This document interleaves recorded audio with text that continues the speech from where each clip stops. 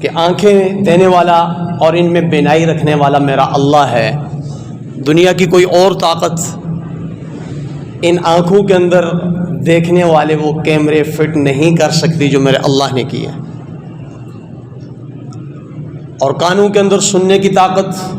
وہ اللہ رب العزت نے رکھی ہے۔ ساری دنیا کے انسان،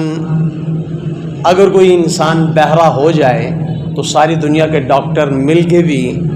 اس کو وہ والی سماعت نہیں دے سکتے جو اللہ رب العزت نے ایک انسان کو سماعت دی۔ وہ مصنوعی آلات کے مددگار ہوتے ہیں اور مصنوعی آلات کے ذریعے سے آپ کی سماعت بحال کرتے ہیں، مگر نہیں ہر آدمی یہ سمجھتا ہے۔ میں آج بھی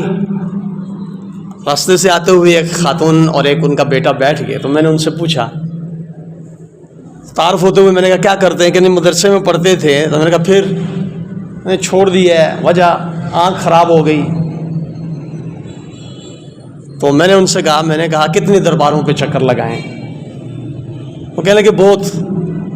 تو میں نے کہا جی پھر آپ کو شفا کیوں نہیں ملی؟ آپ کو شفا کیوں نہیں ملی؟ آنکھ کی بینائی ختم نہیں ہوئی ہے، کم ہوئی ہے، تھوڑا نظر آتا ہے اس سے۔ تو جب کہ آپ کا عقیدہ بھی یہی ہے اور نظریہ بھی آپ کا یہی ہے، تو پھر آپ کی اس مشکل کو حل کیوں نہیں کیا گیا؟ اور ساتھ ہی میں نے ان سے عرض کیا، میں نے کہا بات یہ ہے خالہ جان، بات یہ ہے کہ یہ سارے خزانے میرے اللہ کے پاس ہیں، اور یہی چیز ہم امت کو سمجھا رہے ہیں کہ بھائی یہ اللہ کے خزانے ہیں، اور اللہ رب العزت سے ہی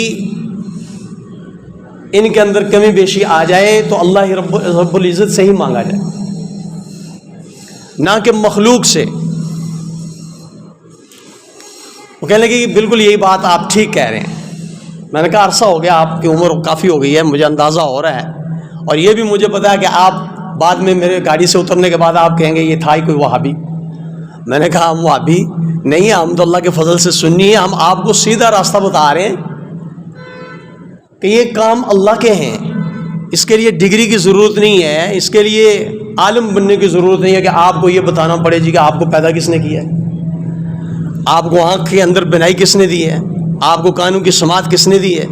کون ہے جو آپ کے اندر کی مشنری کو کبھی ہم میں سے کسی انسان نے کھول کے دیکھا ہے کہ بھائی میرے گردے کتنا فیصد کام کر رہے ہیں، میرے پھیپھڑے کتنا کام کر رہے ہیں، میرا جگر کس حال میں ہے، میری اندر کی آنتیں کس حال میں ہیں، میرا دل وہ کتنی پمپنگ کر رہا ہے، کس کیفیت میں چل رہا ہے۔ دھڑلے سے ہم کھا رہے ہیں، دھڑلے سے ہم اللہ کی ان دی ہوئی نعمتوں کو استعمال کر رہے ہیں، اور یہ اللہ کی ذات ہی ہے کہ جو ان ساری چیزوں کا نظام چلا رہی ہے اور اس کا نظام بہتر کر رہی ہے اور اپنی قدرت کے اندر رکھا ہوا۔ تو فرمایا کہ ایسے ہی وَإِذَا مَرِضْتُ فَهُوَ يَشْفِينِ، جب میں بیمار ہو جاؤں تو وہ مجھے شفا دیتا ہے، وہ میرا اللہ ہے جو مجھے شفا دیتا ہے۔ کائنات کے اندر اور کوئی طاقت ایسی نہیں ہے کہ جو یہ دعویٰ کرے، دعویٰ کرنے والے تو بہت ہیں، کہ جو اپنے اس دعوے پہ دلیل لا سکے کہ بیمار کو میں صحت دیتا ہوں، بیمار کو میں نے شفا دی ہے، بیمار کو میں نے تندرست کیا ہے۔ جو تو اللہ کا ڈر اور اللہ کا خوف رکھنے والا ڈاکٹر ہے نا جی، وہ بھی یہ نہیں کہے گا، وہ بھی آخر میں یہی کہے گا جی اللہ کے فضل سے آپریشن آپ کا سکسیس ہو گیا، کامیاب ہو گیا، اللہ کے فضل سے ہوا، ہم نے محنت کی ہے، مشقت کی ہے۔ ایسے ہی اللہ والے جو ہیں، اگر ان کے کسی عمل کی برکت سے کسی انسان کو کوئی افاقہ، کوئی فائدہ پہنچتا ہے، تو اللہ والے یہ نہیں کہتے جی کہ میرے دم میں اتنی طاقت ہے، وہ بھی یہی کہیں گے کہ اللہ کی کلام میں کی طاقت ہے، اللہ رب العزت نے آپ پر فضل فرمایا۔ لیکن بہروپیے وہ یہ کہیں گے ہمارے دم میں طاقت دیکھیے، یا آگے چیلے چھوڑے ہوں گے وہ کہیں گے بڑی پہنچی ہوئی سرکار دیکھیے ان کی پھونک میں کتنی طاقت ہے۔ ایسے ہی بندہ فوراً ٹھیک ہو جاتا ہے، ایسے ہی فوراً ٹھیک ہو گیا۔ تو یہ آپ کے عقیدے کا امتحان ہے۔ تندرست تو وہ بھی ہو رہے ہیں جو گائے کو پوج رہے ہیں، مشکلیں تو ان کی بھی حل ہو رہی ہیں جو آگ کے پجاری ہیں، مشکلیں تو ان کی بھی حل ہو رہی ہیں جو سورج کو پوجنے والے ہیں۔ اب ہم کیا کہیں کہ بالکل ٹھیک ہے، درست ہے؟ ہم نے تو قرآن اور سنت کو دیکھنا ہے کہ قرآن اور سنت اس حوالے سے کیا کہتا ہے۔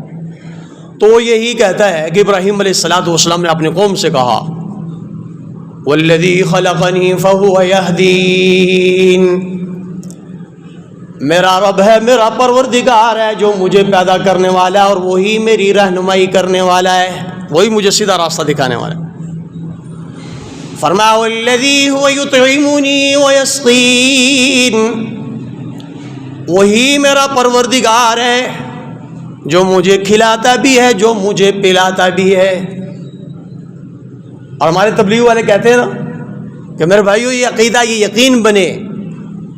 کہ کھانے کے اندر یہ کوئی طاقت نہیں ہے کہ وہ آپ کی بھوک ختم کرے، پانی کے اندر یہ کوئی طاقت نہیں ہے کہ آپ یہ کہیں کہ پانی پینے سے میری پیاس بجھ گئی، یہ اللہ کا حکم ہے، پیچھے اللہ کا امر ہے۔ اور جب اللہ کا امر اس سے نکلے گا تو پانی ایک گلاس کیا آپ ایک سمندر بھی پی جائیں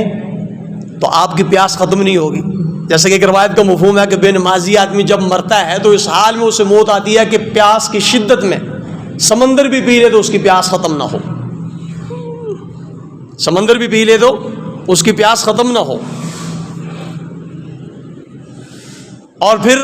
حوض کوثر پہ جب اللہ کا حکم اور امر ہے کہ حوض کوثر سے جو پانی پیے گا پھر اسے پیاس نہیں لگے گی، تو اللہ کا حکم ہوگا۔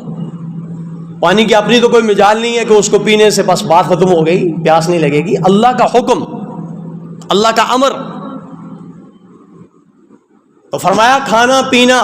وہ جو مجھے کھلاتا بھی ہے، مجھے پلاتا بھی ہے، میرا اللہ وہ ہے جو مجھے کھلاتا بھی ہے، مجھے پلاتا بھی ہے۔ فرمایا والذی